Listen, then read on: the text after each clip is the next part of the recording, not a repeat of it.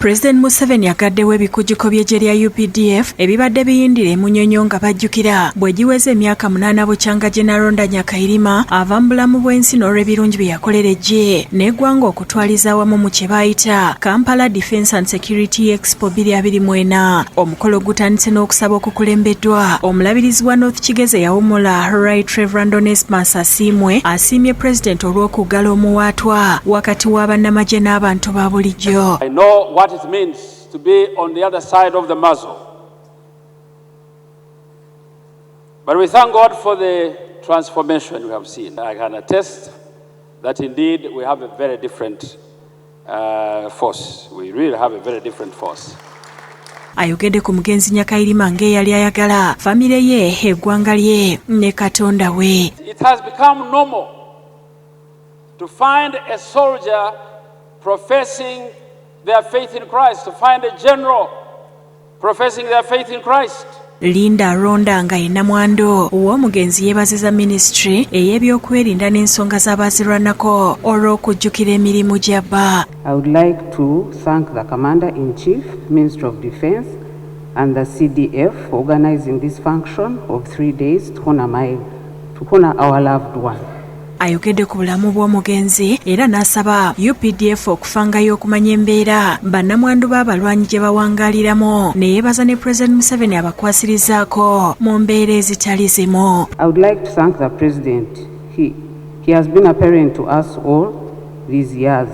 He has taken care of us and is still taking care of us. May God bless you. President Museveni mu kwogera kwe asoose kwogera ku byafaayo bye naddala lwe yafuuka omuduumizi w'eggye lya UPDF. Now, when Arunda became CDF,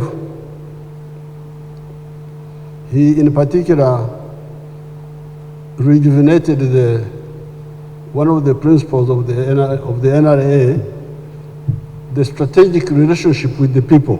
Amutenderezo olw'ettofaali lye yateeka ku nkulaakulana y'eggwanga naddala mu kuleeta endagamuntu n'okutereeza ministry ey'ensonga z'omunda mu ggwanga. President Museveni awabudde nga bwe waliwo obwetaavu obw'okukyusa mu tteeka ly'ebyokulonda naddala mu nkozesa y'ebyuma bikalimagezi nga singa biba byekyanze okulonda kusazibwemu. So Arunda did his part. The mistake was in the law. The law must be amended.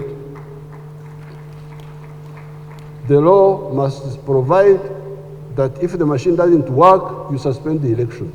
Forget. On that polling station.